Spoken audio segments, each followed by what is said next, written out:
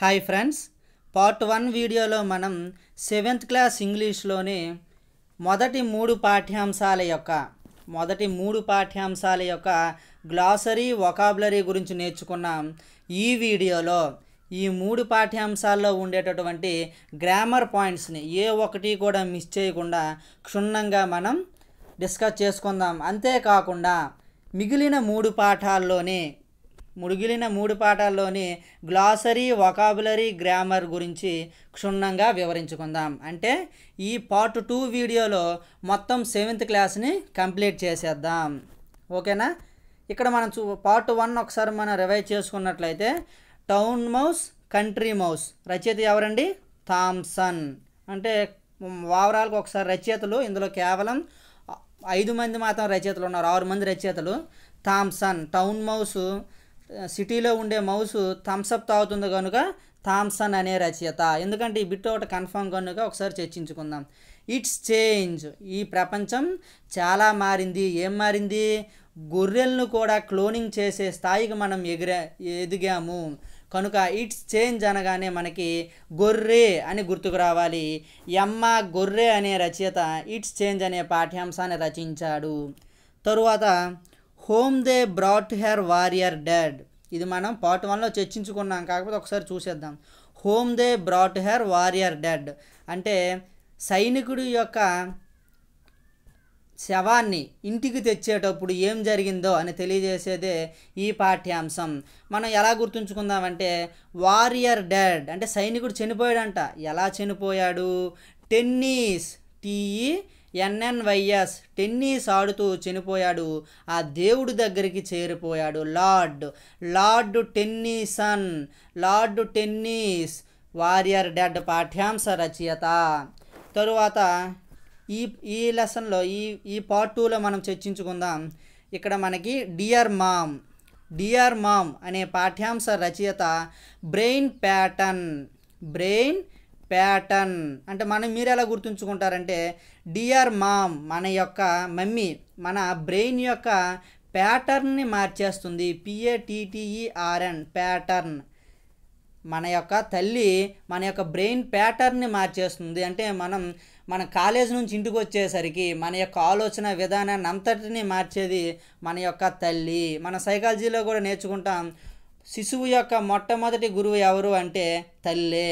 కాబట్టి ఈ తల్లే మన బ్రెయిన్ యొక్క ప్యాటర్న్ని నిర్ణయిస్తుంది కనుక డియర్ మామ్ అనే పాఠ్యాంశ రచయిత బ్రెయిన్ ప్యాటర్న్. ఓకే. తరువాత my trip to the moon పాఠ్యాంశ రచయిత గోయల్. ఎవరండి? గోయల్. మీరు ఎలా గుర్తుంచుకుంటారు? My trip to the moon. ఇప్పుడు కరెంట్ అఫైర్స్ బిట్ మనం చర్చించుకున్నట్లయితే ప్రస్తుత రైల్వే శాఖ మంత్రి ఎవరు? ప్రస్తుత రైల్వే శాఖ మంత్రి Piyush Goyal.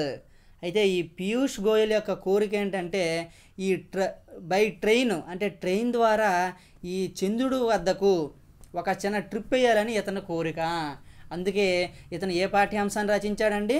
My trip to the moon అనే పాఠ్యాంశాన్ని రైల్వే శాఖ మంత్రి పీయూష్ గోయల్ రచించడం జరిగింది అని మీరు గుర్తుంచుకోవచ్చు. కాబట్టి my trip to the moon పాఠ్యాంశ రచయిత అక్రిటి గోయల్. అంటే పీయూష్ గోయల్ తమ్ముడు. AKRITI. ఇది గుర్తుంచుకోవాల్సిన అవసరం లేదు, గోయల్ అని గుర్తుంచుకోండి చాలు. గోయల్. ఓకే. ఇంకొకరు ఉన్నారు. ఎవరంటే learn how to climb trees అనే పాఠ్యాంశ రచయిత జిమ్ కార్బెట్. ఈ పదం మీకు అందరికీ సుపరిచితమే. జిమ్ కార్బెట్ నేషనల్ పార్క్ ఎక్కడుందండి? నేను వీడియో కూడా చేశాను. ఉత్తరాఖండ్లో ఉంది జిమ్ కార్బెట్ నేషనల్ పార్క్ అనేది. ఇతను మంచి పులులను అంటే మనుషులను తినే కొన్ని పుళ్ళు ఉంటాయి కదండి, అంటే క్రూర మృగాలు, వాటిని చంపే వ్యక్తే మంచి షూటరు ఈ జిమ్ కార్బెట్. ఇతని పేరు మీదగానే ఉత్తరాఖండ్లో ఒక నేషనల్ పార్క్కి జిమ్ కార్బెట్ నేషనల్ పార్క్ అని పేరు పెట్టడం జరిగింది. అతనే ఈ learn how to climb trees అనే పాఠ్యాంశాన్ని రచించడం జరిగింది. ఓకే. ఇప్పుడు మన పాఠ్యాంశాల్లోనికి వెళ్ళినట్లయితే 7th క్లాస్లో మొదటి 3 పాఠ్యాంశాల్లో గ్రామర్ ఒక 4 పేజీలు ఉందండి. దాని గురించి మనం చర్చించుకుందాం. ఫస్ట్ మొదటి పాఠంలో ఉండే grammar the town mouse and the country మౌస్లో ఉండే గ్రామర్ అండి. ఇది ఏంటంటే degrees of comparison. Degrees of comparison అనేవి యాడ్జెక్టివ్స్ యొక్క తీవ్రతను తెలియజేస్తాయి. యాడ్జెక్టివ్స్ యొక్క అంటే విశేషణాన్ని తెలియజేస్తాయి. ఓకే, ఇక్కడ ఉదాహరణ మనం ఇక్కడ గమనించినట్లయితే డార్క్, డార్కర్, డార్కెస్ట్ అంటే విశేషణాలే కదండి, అంటే విశేషణం యొక్క తీవ్రతను పెంచుతుంది.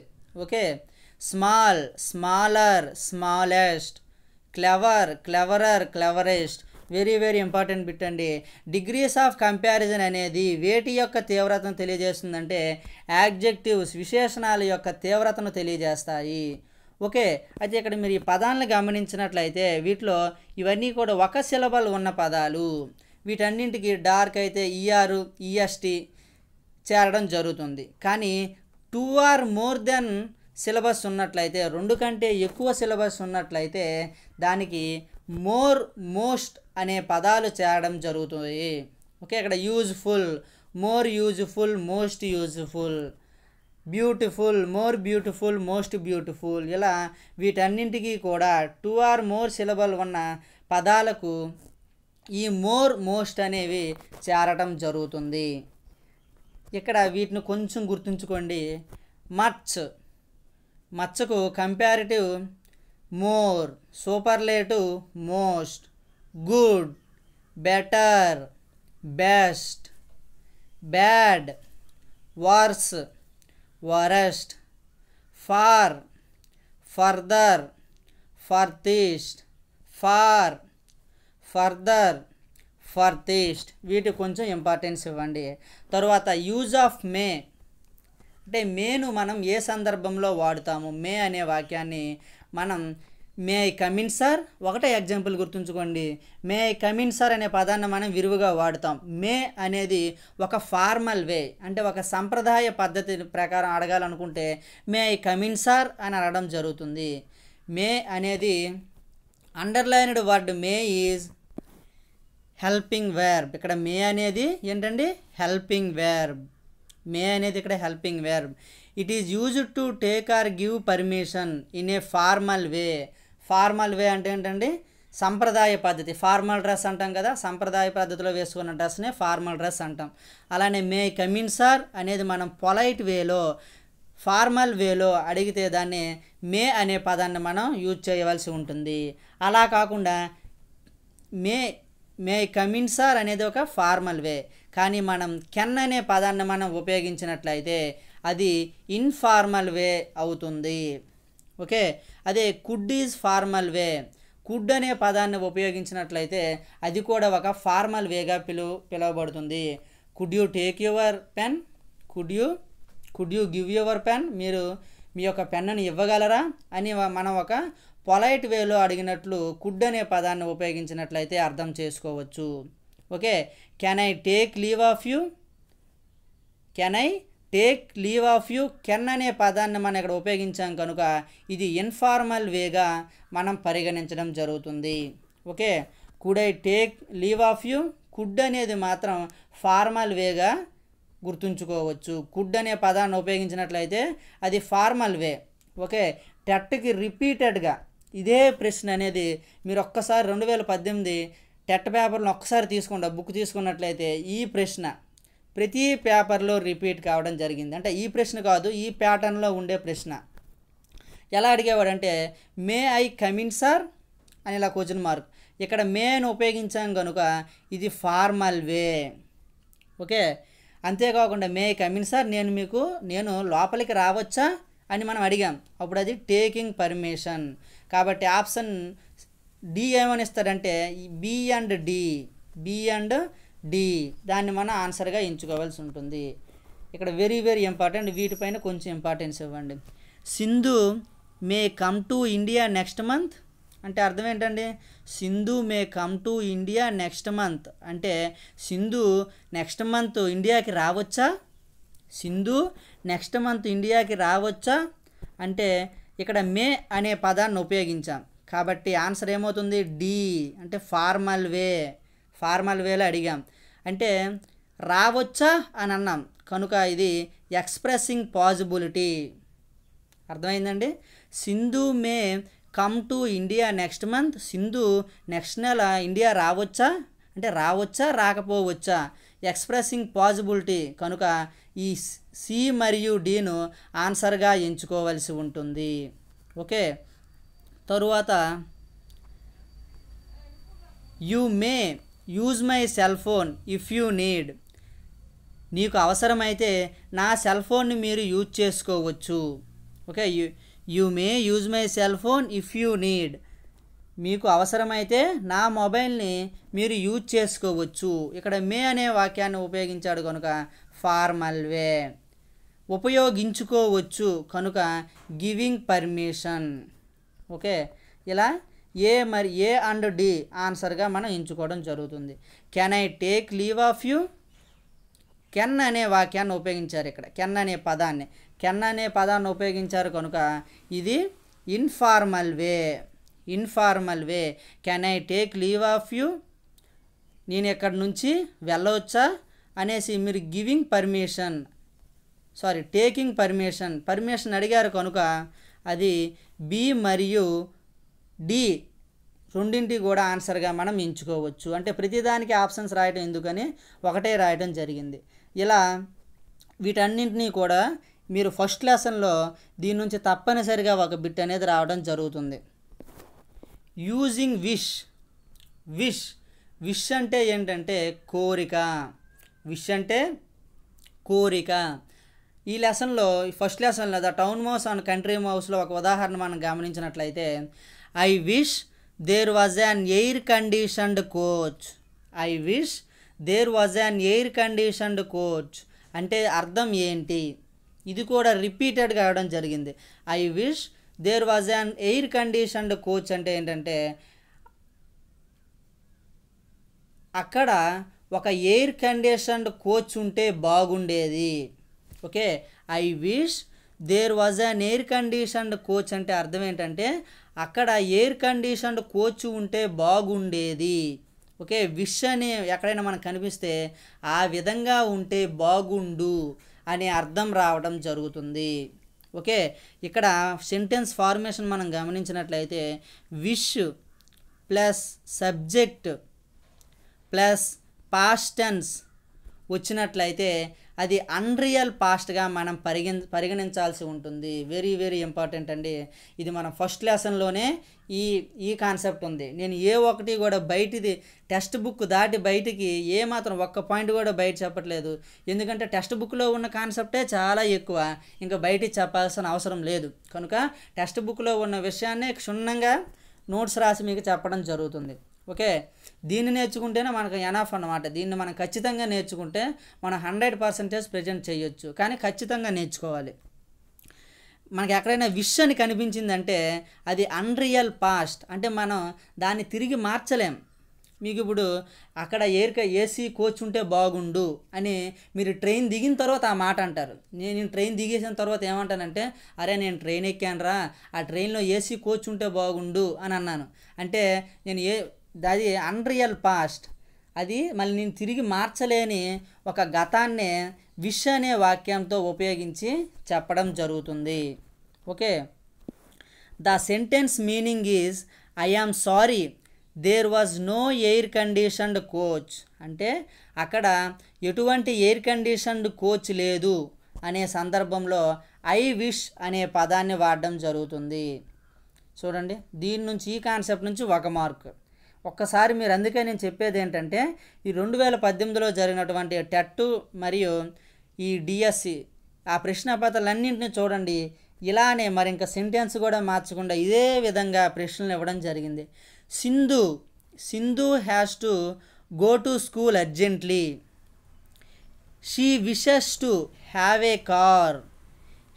How would Sindhu express her wish. Sindhu అర్జెంటుగా స్కూల్కి వెళ్ళాలి, తనకి ఒక కారు ఉంటే బాగుండని అనిపించింది. అయితే తను ఏ విధంగా తన యొక్క కోరికను ఎక్స్ప్రెస్ చేస్తుంది అంటే I wish I had a car. అంటే అర్థం ఏంటండి? నాకు ఒక కారు ఉంటే బాగుండు. విష్ అని వచ్చింది కనుక విష్ వచ్చింది, సబ్జెక్ట్ వచ్చింది, పాస్ట్ వచ్చింది. కాబట్టి దీని అర్థం ఏంటి? Unreal past. నాకు ఒక కారు ఉంటే బాగుండు. Okay, very very very important అండి. ఇది ఇది ఇంకా ఇంపార్టెంట్, ఒకసారి గమనించండి. Anitha wants to abolish the system of exams. She wishes to be prime minister. How would Anitha express her wish? Anitha wants to abolish the system of exams అంటే ఈ విద్యా వ్యవస్థని, పరీక్షా వ్యవస్థని రద్దు చేసేయాలని అనుకుంటుంది. She wishes to be prime minister. ఈ వాక్యాన్ని మీరు గమనించాలి. ఈ కాన్సెప్ట్ని మీరు నేర్చుకోకముందు ఈ వాక్యాన్ని చూస్తే మీరు ఏమనుకోవాలంటే she wishes to be the prime minister అంటే ప్రైమ్ మినిస్టర్కి విష్ చేసింది అని అనుకోవాలి.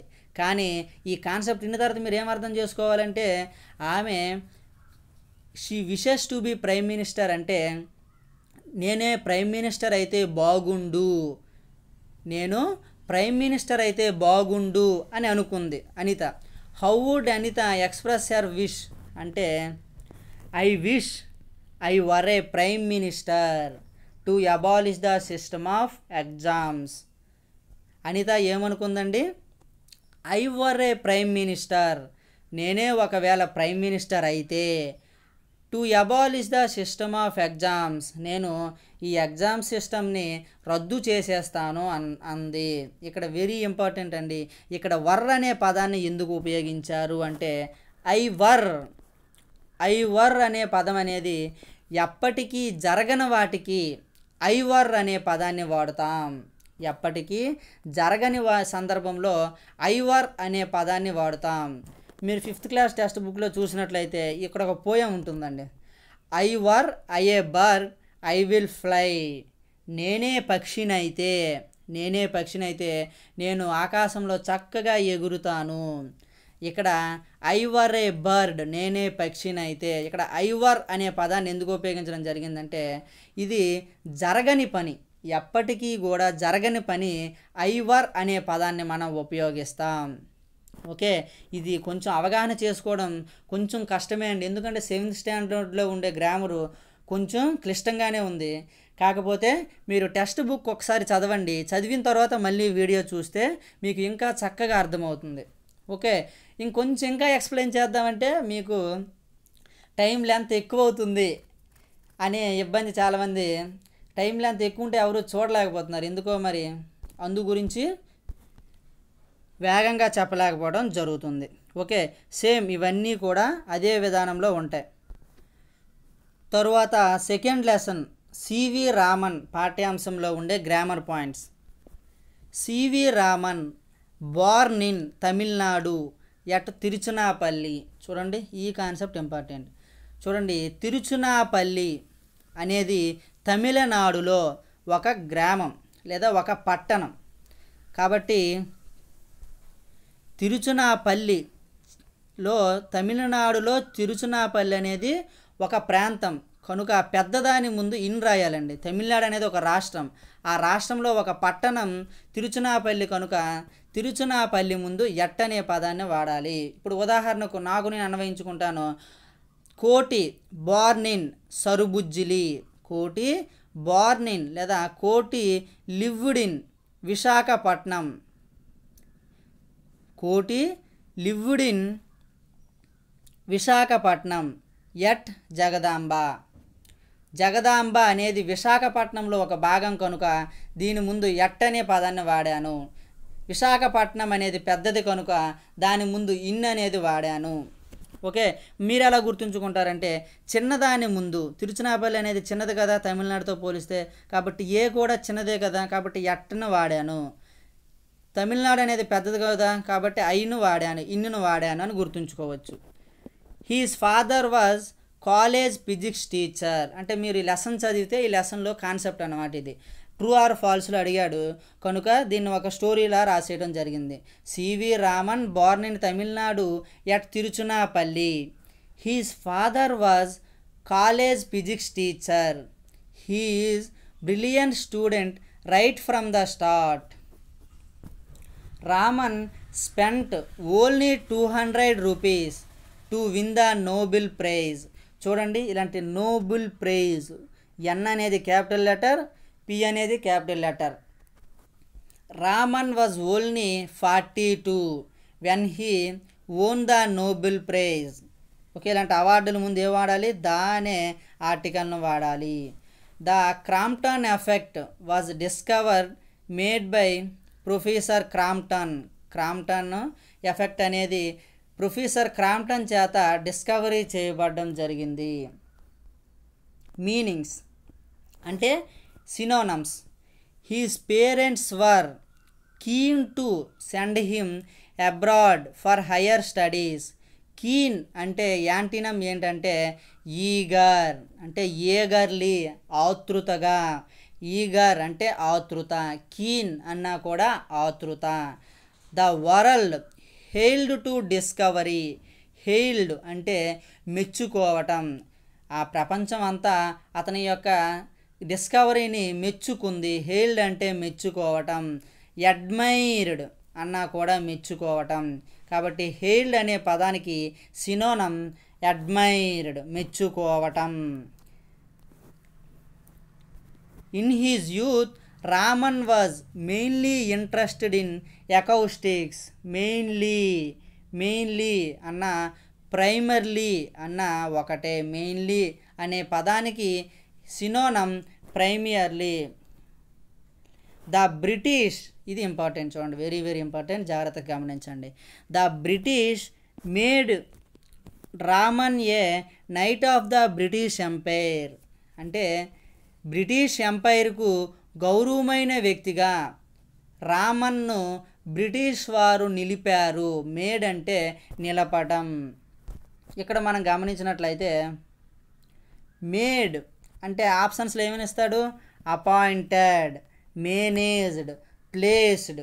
అంటే మేడ్ అనే పదానికి అండ్ సినోనం ప్లేస్డ్ అంటే నిలిపి ఉంచారు. బ్రిటిష్ వారు సివి రామన్ను నైట్ ఆఫ్ ద బ్రిటిష్గా ఆ స్థానంలో అపాయింట్ చేశారని కాదు. మేడ్ అంటే ప్లేస్డ్ అంటే నిలిపి ఉంచారు అని అర్థం.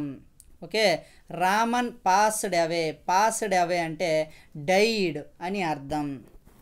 ఓకే, తర్వాత ఇది కొంచెం ఇంపార్టెంట్ కాన్సెప్ట్, దీన్ని గమనించండి. చూడండి, we got freedom or we got independence in 1947. సంవత్సరం ముందు తప్పనిసరిగా ఇన్నును వాడాలి. ఇన్నుని వాడడం జరగాలి. సంవత్సరం 1947 ఇది ఒకటి కదండి, ఈ ఒకటి ఐ అనుకోండి. సంవత్సరం ముందు తప్పనిసరిగా ఇన్నునే వాడాలి. ఇదిగోండి 1947 ఆన్ ఆగస్టు 15. సంవత్సరం ముందు ఏం వాడాలి? ఇన్నును మాత్రమే వాడాలి. కానీ తేదీ ముందు కానీ తేదీతో పాటు నెల వచ్చినట్లయితే, నెలతో పాటు తేదీ వచ్చినట్లయితే ఆన్ను వాడాలి. ఓకే, ఓన్లీ నెల మాత్రమే వచ్చిందనుకోండి ఇన్ అనేది వాడాలి. ఇక్కడ ఈ పట్టిక చూడండి, కొంచెం స్క్రీన్ షాట్ తీసుకుంటే ఇది మీకు గుర్తుంటుంది. We got freedom in 1947. In 1947 August 15. In August only నెల చెప్తే, నెలతో పాటు డేట్ని కలిపామనుకోండి ఆన్ ఆగస్ట్ 15. On August 15 1947. ఈ రెండు గుర్తుంచుకుంటే ఈ మూడు ఆటోమేటిక్గా గుర్తుంటాయి. ఓకే, సంవత్సరం ముందు తప్పనిసరిగా ఇన్ కాబట్టి దీన్ని విడిచిపెట్టేయండి. ఓన్లీ నెల వచ్చినప్పుడు తప్పనిసరిగా ఇన్ను వాడాలి, మిగతా సందర్భాల్లో ఆన్ను వాడాలి. ఒకసారి స్క్రీన్ షాట్ తీసుకుంటే ఇది మీకు గుర్తుంటుంది. Mister Koti reside Sarubujjili small colony in Srikakulam with his family. శ్రీకాకుళంలో సరుబుజ్జిలి అనేది ఒక గ్రామం కనుక ఈ గ్రామం ముందు ఏం పెడతామండి? గ్రామం అనేది చిన్నది కదా కనుక ఏ టీ ఎట్ను పెట్టాను. శ్రీకాకుళం అనేది ఈ సరుబుజ్జిలి కంటే పెద్దది కదా కాబట్టి ఇన్ అనేది ఆన్సర్గా పెట్టాను.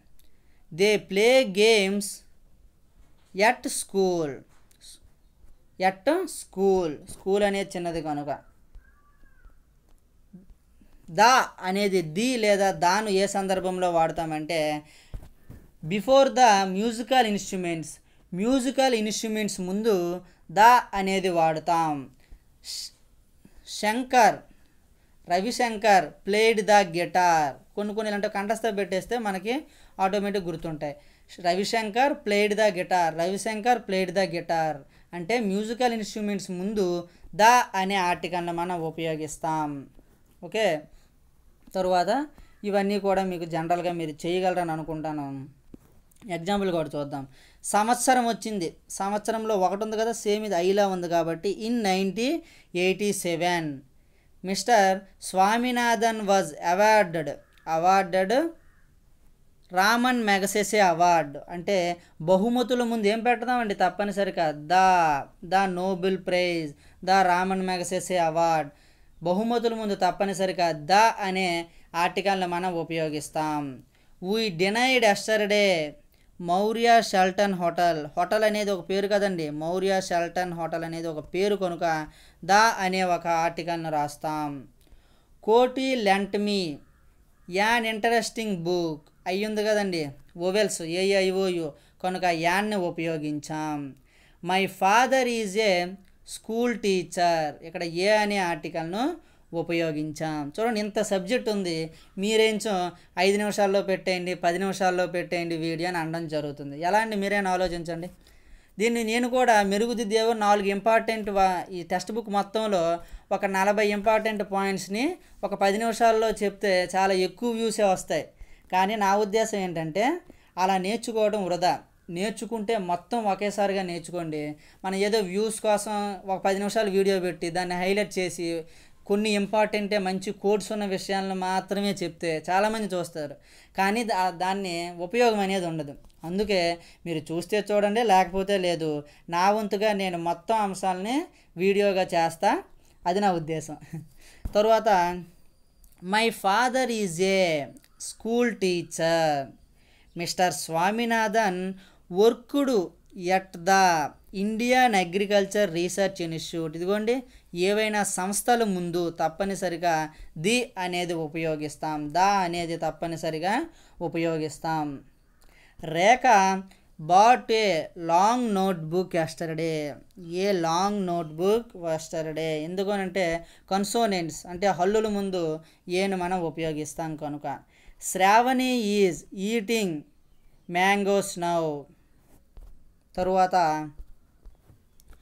Ganesh always carries an umbrella. ఇది చిన్నప్పుడు నుంచి చదివే ఉంటారు. యు అనేది ఏయుఐఓయు అచ్చు కనుక దీని ముందు యాన్ అనే ఆర్టికల్ను ఉపయోగించాం. Rambabu is an English teacher.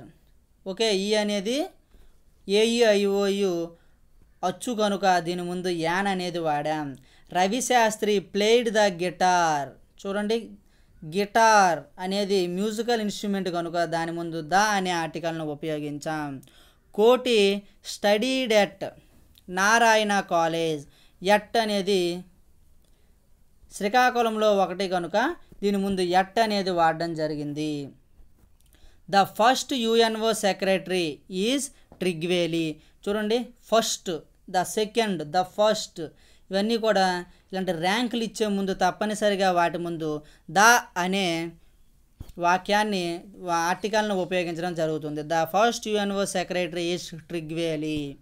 Okay, capital letters usage. చూడండి, దేశాల పేర్ల ముందు ఇండియా, దీన్ని క్యాపిటల్ లెటర్స్ అనేది వాడాలి. ఇండియన్ అసోసియేషన్ అంటే సంస్థల ముందు చూడండి క్యాపిటల్ లెటర్స్ వాడాలి. Cultivation of science, the financial ministry, the royal society, okay, Nobel prize, ఇటువన్నింటి ముందు కూడా మొదటి అక్షరాలుగా క్యాపిటల్ లెటర్స్ని ఉంచాలి. ఎడిసన్ ఏమేమి ఇన్వెంట్ చేశాడు అంటే ఈ టెక్స్ట్ బుక్లో ఉందన్నమాట ఇవన్నీ. ఎడిసన్ అంటే కంటెంట్లో భాగం. ఎడిసన్ ఇన్వెంటెడ్ బల్బ్ ఫోటోగ్రాఫ్ అంటే టెక్స్ట్ బుక్లో పట్టుకిచ్చాడు, ఏమేం కనుక్కున్నాడు ఏమేం కనుక్కోలేదు టిక్ చేయండి అని ఇచ్చాడు. అక్కడ ఏం కనుక్కున్నాడు మాత్రమే నేను మీకు చెప్తున్నాను. బల్బు, ఫోటోగ్రాఫ్ ఈ రెండింటిని ఎడిసన్ కనుక్కున్నాడు. లుకెట్ అంటే దేన్నైనా మనం తీక్షణంగా చూస్తున్న సందర్భంలో లుకెట్ అనే పదాన్ని మనం ఉపయోగిస్తాం. లుకెట్ దిస్ ఇమేజ్ అంటే ఈ ఇమేజ్ వైపు చూడండి. ఓకే, మనకి స్టార్టింగ్లోనే ఏదైనా లెసన్ స్టార్టింగ్లోనే మనకి లుకెట్ దిస్ ఇమేజ్ అనేది రావడం జరుగుతుంది. లుకెట్ అంటే direct you eyes toward someone or something so you can see them. దేనైనా తీక్షణంగా చూసిన సందర్భంలో లుకెట్ను వాడడం జరుగుతుంది. ఇది ఒక phrase. He turned and look at her అంటే తిరిగి హీ టర్నడ్ అతను తిరిగి ఆమెను చూశాడు. లుక్ అట్ మీ, నా వైపు చూడండి. ఇట్స్ చేంజ్, పోయం రైటర్ ఎవరు? ఇది చాలా మారింది, ఈ ప్రపంచం చాలా మారింది, గొర్రెలను కూడా క్లోనింగ్ చేస్తున్నారు. ఎమ్మ గొర్రె, ఎమ్మ గొర్రెలను కూడా చేంజ్ చేస్తున్నారు అని ఇట్స్ చేంజ్ అనే పాఠ్యాంశ రచయిత ఎమ్మ గొర్రె అన్నాడు. లేదా ఇట్స్ చేంజ్ అంటే చాలా మారింది, ప్రపంచం చాలా మారింది, మనుషులందరూ గొర్రెల్లా మారుతున్నారు, మనుషులందరూ గొర్రెల్లా మారుతున్నారు అని సరదాగా మనకి ఇష్టం వచ్చిన విధంగా గుర్తుంచుకోవచ్చు. ఓకేనా. Next Puru the brave. Puru the brave అంటే థర్డ్ లెసన్లోని గ్రామర్ పాయింట్స్ని మనం ఒకసారి డిస్కస్ చేసుకున్నట్లయితే, difference between should and must. Should అంటే ఏంటి, మస్ట్ అంటే ఏంటి? షుడ్ అంటే ఏంటండి? షుడ్ అంటే చేస్తే బాగుండు. Okay, you should respect the elders. నువ్వు పెద్దవారిని గౌరవిస్తే బాగుంటుంది అని మనం ఒక ఫార్మల్ వేలే మంచిగా చెప్పడానికి షుడ్ అనే పదాన్ని ఉపయోగించడం జరుగుతుంది. మస్ట్ అంటే you must attend the class. నువ్వు తప్పనిసరిగా క్లాస్కి అటెండ్ అవ్వాలి. మస్ట్ అంటే తప్పనిసరిగా, షుడ్ అంటే చేస్తే బాగుంటుంది అనే అర్థాలు రావడం జరుగుతుంది. చాలా ఇంపార్టెంట్ అండి.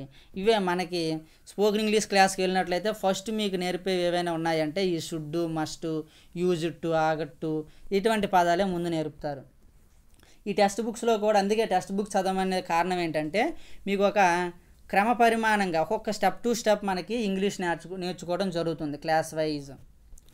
Positive, comparative, superlative, nice, nicer, nicest ఇవన్నీ కూడా జనరల్గానే ఉన్నాయి. Short, shorter, shortest, big, bigger, biggest, fast, faster, fastest, worthy అంటే విలువైన, అంటే వర్త్, కాస్ట్ ఎంత, వర్త్ అని ఉంటుంది అక్కడ ప్రతి దగ్గర మీరు ఏ వస్తువు కొన్నా. వర్త్ అంటే విలువైన. వర్తియర్, వర్తియస్ట్, ఫ్రైటెండ్ అంటే భయపడిన. More frightened, most frightened. Lawful, more lawful, most lawful. Good, better, best. Skilful, more skilful, most skilful. మనకి 2018 ప్రశ్నపత్రాన్ని మీరు చూసినట్లయితే ఈ 7th 8th క్లాస్ నుంచే గ్రామర్ ఒక 70% ఇచ్చాడండి. ఇదిగోండి ఈ కాన్సెప్ట్ నుంచి ప్రతి టెట్ పేపర్కి కూడా ఒక ప్రశ్న ఇచ్చాడు. చూడండి, it is greatest battle of my life. ఇక్కడ మనకు అర్థమైపోయింది, గ్రేటెస్ట్ అనే పదం ఉండగానే గ్రేట్, గ్రేటర్, గ్రేటెస్ట్ అంటే ఇది సూపర్లేటివ్ డిగ్రీలో ఉంది. దీన్ని ఇప్పుడు మనం పాజిటివ్ డిగ్రీలోకి మార్చాలనుకోండి. ఫస్ట్ అంటే ఆప్షన్స్లో మీరు వేరు చేయడానికి అన్నమాట. ఆప్షన్స్ ఇస్తాడు, ఆప్షన్స్ ఇచ్చేటప్పుడు ఆప్షన్స్లో ఏముండాలి? గ్రేటెస్ట్కి పాజిటివ్ డిగ్రీ ఏంటండి? గ్రేట్. గ్రేటెస్ట్కి పాజిటివ్ డిగ్రీ గ్రేట్. కాబట్టి దీన్ని ఫస్ట్ చూజ్ చేసుకోవాలి. తరువాత ఈ పాజిటివ్ డిగ్రీలో ఉండే కీవర్డ్స్ చూడండి. No other, no other, so as, so as, as so, no other. ఏ ఒక్క వాక్యం ఉన్నా అది పాజిటివ్ డిగ్రీగానే మీరు పరిగణించాలి. ఓకే, ఈ డిగ్రీస్ ఆఫ్ కంపారిజన్ అనేది ఒక ప్రత్యేకంగా ఒక వీడియో చేస్తాను. కాకపోతే పనిలో పనిగా ఇక్కడ మనం నేర్చుకోవాలి తప్పనిసరిగా. Okay, no other battle of my life ఈ సో గ్రేట్ యాజ్ దిస్ అంటే పాజిటివ్ డిగ్రీ. అంటే జనరల్గా మనం ఒక వ్యక్తిని పొగిడేటప్పుడు ఎలా పొగుడతామంటే no other battle of my life ఈ సో గ్రేట్ యాజ్ దిస్ అంటే ఇలాంటి యుద్ధము ఏ ఒక్కటి కూడా నా జీవితంలో లేదు, అంత గొప్ప యుద్ధము అని పాజిటివ్గా చెప్పడం. అదే సూపర్లేటివ్గా అంటే it is greatest battle of my life, నా జీవితంలో ఇంత గొప్ప యుద్ధం నేను ఎప్పుడూ చేయలేదు అంటే ఇది సూపర్లేటివ్, అత్యంత గొప్పగా చెప్పటం. ఇది దాని ఇంటెన్సిటీని కొంతవరకు తగ్గించి మెల్లగా చెప్పడం. No other battle of my life ఈ సో గుడ్ యాజ్ దిస్ అంటే ఇలాంటి యుద్ధము నా జీవితంలో ఏదీ లేదు అని ఒక అంత ఇంటెన్సిటివ్ లేకుండా మామూలుగా చెప్పడం. కంపారిటివ్ డిగ్రీ పేరులోనే ఉంది, కంపారిటివ్ అంటే వేరొక దానితో పోల్చి చెప్పడాన్నే కంపారిటివ్ అంటాం. ఓకే, ఇప్పుడు గ్రేటెస్ట్ అనే దానికి కంపారిటివ్ డిగ్రీలో ఏంటండి? Great, greater. ఓకే, గ్రేటర్ అనేది ఉంది. మరి ఇందులో కీవర్డ్స్ ఏంటి అంటే వేరొకరితో పోలుస్తాం కదా. ఓకే, ఎనీ అదర్, ఇటువంటి కీవర్డ్స్ అనేది వస్తుంది. It is greater than any other battle of my life అంటే వేరొక యుద్ధాలతో పోల్చి చెప్పడం ఇక్కడ జరుగుతుంది. Okay, it is greater the any other battle of my life, నా జీవితంలో మిగతా యుద్ధాలు కంటే ఈ యుద్ధం చాలా గొప్పది అని వేరొక యుద్ధంతో పోల్చి చెప్తున్నాడు కనుక ఇది కంపారిటివ్ డిగ్రీ. ఇది మస్ట్గా ఒక బిట్ అనేది తప్పనిసరిగా రావడం జరుగుతుందండి. దీనిపైన అయితే ఇంపార్టెన్స్ పెట్టండి. ఏ లెసన్ అంటే ఇది పురు ద బ్రేవ్ అనే లెసన్లో ఈ గ్రామర్ పాయింట్ అనేది ఉంది. ఓకే, మీరు ఒక్కసారి తీయండి, ప్రీవియస్ పేపర్లు చూసినట్లయితే 2018 ప్రతి ప్రశ్న పత్రంలో ఒక ప్రశ్న అనేది ఉంటుంది. తరువాత ఇదే కాన్సెప్ట్లో రెండోది, Puru is one of the greatest king in the world. ఇక్కడ గ్రేటెస్ట్ అని ఇచ్చేశాడు. గ్రేటర్ గ్రేటెస్ట్ అంటే సూపర్లేటివ్ డిగ్రీ. అంటే ఈ ప్రపంచంలో పురు అంత గొప్ప కింగ్ ఇంకెవరూ లేరు అని అతిశయోక్తిగా చెప్పడాన్నే సూపర్లేటివ్ డిగ్రీ అంటారు. ఓకే, ఇదే ఇచ్చాడండి డిఎస్సికి. Puru is the greatest king in the world, it means అని ఇచ్చి ఇక్కడ ఈ రెండు ఆప్షన్స్లో ఒక ఆప్షన్ ఇవ్వడం జరిగింది. అదే జవాబుగా ఉంది. దీని అర్థం ఏంటంటే a few kings in the world who are as brave as Puru. అంటే ప్రపంచంలో చాలామంది గొప్ప రాజులు ఉన్నారు, అందులో పురు అనే రాజు ఒకడు. ఇక్కడ చూడండి, యాజ్ అనే ఉపయోగిస్తే సమానులు అని అర్థం. యాజ్ అని ఉంటే సమానం అని అర్థం.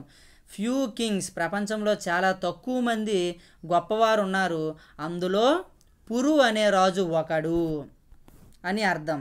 మరొక అర్థం ఏంటంటే Puru is not the only bravest king in the world. Puru ఒక్కడే ప్రపంచంలో బ్రేవెస్ట్ లేదా ఇక్కడ గ్రేటెస్ట్ అని ఇచ్చాడు కదా, greatest king in the world. Puru ఒక్కడే ప్రపంచంలో గొప్ప రాజు కాదు. ఓకే, పురుతో సమానంగా చాలామంది ఉన్నారు అనే అర్థాన్ని కూడా ఈ వాక్యం ఇవ్వడం జరుగుతుంది. వెరీ వెరీ వెరీ ఇంపార్టెంట్ అండి కాన్సెప్ట్. ఒకసారి టెక్స్ట్ బుక్లో చదివి మళ్ళీ ఈ వీడియో చూస్తే మీకు సంపూర్ణంగా మీకు ఒక అవగాహన అనేది రావడం జరుగుతుంది. మీ చేతిలో ఒక మార్క్ అనేది ఉన్నట్లు ఉంటుంది. ఇప్పుడు దీన్ని పాజిటివ్ డిగ్రీలో చూసినట్లయితే ఓకే, ఇక్కడ ఈ రెండు వాక్యాలకి మీరు చూడండి, ఇది సూపర్లేటివ్ డిగ్రీనే, ఇది సూపర్లేటివ్ డిగ్రీనే. కానీ ఇక్కడ ఏం చెప్పాడు, it is the greatest battle of my life, ఇది నా జీవితంలో అత్యంత గొప్పదైన యుద్ధం అని ఇక్కడ అన్నాడు. ఇది కూడా సూపర్లేటివే, ఇక్కడ కూడా సూపర్లేటివే. Puru is one of the greatest king in the world. అంటే ప్రపంచంలో పురు అంత గొప్ప రాజు కొంతమంది ఉన్నారు, అందులో పురు అనేవాడు ఒకడు. వన్ ఆఫ్ ద అంటే అర్థం ఏంటండి, కొందరులో ఇతను ఒకడు. కానీ ఇక్కడ ఏమన్నాడు, గ్రేటెస్ట్ అన్నాడు. అంటే ఇంతకు మించి ఎవడూ లేడు. అంటే దీనికి మరి తేడా చూపాలి కదండి. కాబట్టి ఇక్కడ పాజిటివ్ డిగ్రీలో ఎప్పుడైనా సూపర్లేటివ్ డిగ్రీలో వన్ ఆఫ్ ద అని ఇచ్చేటప్పుడు మనం పాజిటివ్ డిగ్రీలోనికి మార్చేటప్పుడు వెరీ ఫ్యూ అనే పదాన్ని వాడాలి. గుర్తుంచుకోండి, సూపర్లేటివ్ డిగ్రీలో వన్ ఆఫ్ ద అనే పదాన్ని ఇచ్చినట్లయితే మనం వెరీ ఫ్యూ అనే పదాన్ని ఉపయోగించాల్సి ఉంటుంది. మీరు డైరెక్ట్గా వీడియో చూసినప్పుడు కొంచెం అర్థం చేసుకోవడానికి ఇబ్బంది పడతారు. ఎంత ప్రావీణ్యులైనా మొదటిసారి చూసేటప్పుడు ఎవరైనా ఇబ్బంది పడతారండి. నేను కూడా ఇది ఒక 4-5 సార్లు చదివిన తర్వాత మీకు చెప్తున్నాను, నాకు కూడా చెప్పేటప్పుడు కొంచెం ఇబ్బంది ఉంటుంది. ఎందుకంటే 1-2 సార్లు చదివిన తర్వాత చూస్తే మీకు ఇంకా బాగా అవగాహన అనేది అవుతుంది. Puru is one of the greatest king in the world ని పాజిటివ్ డిగ్రీలో మార్చేటప్పుడు వన్ ఆఫ్ ద అని ఇచ్చినట్లయితే వెరీ ఫ్యూ అనేది వాడాలి. Very few kings in the world are as brave as Puru. అంటే దీని అర్థం ఏంటి, చాలా తక్కువ మంది ప్రపంచంలో చాలా తక్కువ మంది కింగ్స్ ఉన్నారు పురు లాంటి వారు. యాజ్ అనే దీన్ని మనం వాడాల్సి ఉంటుంది. అదే కంపారిటివ్ డిగ్రీలోనికి మార్చేటప్పుడు మోస్ట్ అనేది వాడాం. పురు ఈజ్ బ్రావర్ దెన్ మెనీ అదర్ లేదా most other Kings in the world. Many other most other అనే కీవర్డ్స్ని మనం ఉపయోగించడం జరిగింది. ఈ విధంగా ఈ టెక్స్ట్ బుక్లో ఓకే 40వ పేజీలో వీటి గురించి అన్నింటి గురించి కూడా అన్నీ ఒకటే. ఈ 2 ఉదాహరణలు మీకు చక్కగా గుర్తున్నట్లయితే ఇది అందుకే టెక్స్ట్ బుక్లో కూడా ఈ 2 ఉదాహరణలు ఇవ్వడం జరిగింది. దీని ఆధారంగా మిగతా అన్నింటి కూడా ఆన్సర్ చేయమనడం జరిగింది. సేమ్ ఈ 2 మీరు ఖచ్చితంగా అవగాహన అయితే మిగతా 10 కూడా మీకు అవగాహన అయిపోతాయి. ఓకే 40వ పేజీలో ఉన్నాయి, చాలా చక్కగా ఇచ్చాడు. ఓకే ఇవన్నీ కూడా అవేనండి, మొత్తం 10 ఇచ్చాడు. సేమ్ అవి ఆ 2 మీకు అవగాహన అయితే ఈ 10 కూడా మీరు ఈజీగా చేయగలరు. తరువాత very few cities in India as so crowd as Delhi. Same అవి అన్నమాట ఇవన్నీ. ఓకేనా.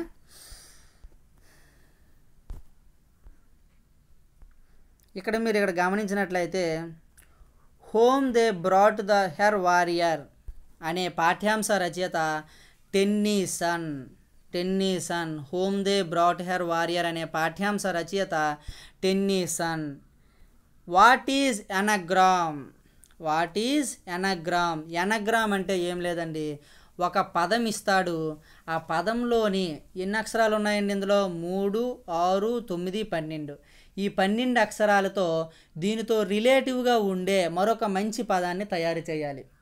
ఇప్పుడు ద క్లాస్ రూమ్ అనే పదంలోని 12 అక్షరాలతో స్కూల్ మాస్టర్ అనే ఒక కొత్త పదాన్ని తయారు చేయటం జరిగింది. ఇలా ఇందులో పదాలు రిపీట్ కాకుండా ఒక కొత్త పదాన్ని మనం తయారు చేసినట్లయితే దాన్ని ఎనగ్రామ్ అని పిలవడం జరుగుతుంది. What is ఎనగ్రామ్?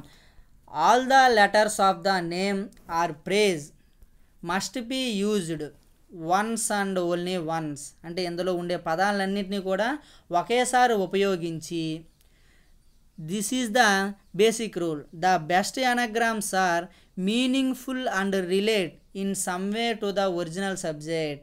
అంటే ఈ ఒరిజినల్ సబ్జెక్ట్కి కొంచెం రిలేటివ్గా ఉండాలి. ఇప్పుడు ద క్లాస్ రూమ్ అనే పదానికి స్కూల్ మాస్టర్ అనే పదం రిలేటివ్గా ఉందా? లేదండి, రిలేటివ్గా ఉంది. Class room, school master. చూడండి, క్లాస్ రూమ్లో 2 ఓలు ఉన్నాయి, స్కూల్ మాస్టర్లో 2 ఓలు ఉంది, ఒక ఎస్ ఉంది, ఇక్కడ ఒక ఎస్ ఉంది, ఇక్కడ సి ఉంది, ఇక్కడ సి ఉంది. అంటే ఇందులో ఎన్ని అక్షరాలు ఉన్నాయో అన్ని అక్షరాలతోనే ఒక కొత్త పదాన్ని, రిలేటివ్గా ఉన్న పదాన్ని తయారు చేసినట్లయితే దాన్నే మనం ఎనగ్రామ్ అని పిలవడం జరుగుతుంది. ఓకే. ఇలా mother in law, women Hitler. Mother in law అంటే అత్తని ఉమెన్ హిట్లర్, అత్తని హిట్లర్తో పోల్చి అంటే రిలేటివ్గా ఉంది. ఇలాంటి వాటిని ఎనగ్రామ్స్ అంటారు. ఈ క్రింది వాటిలో ఎనగ్రామ్ ఏది అనేసి ఇవ్వడం జరుగుతుంది. ఇలా మనం ఎంచుకోవాల్సి ఉంటుంది. ఓకే.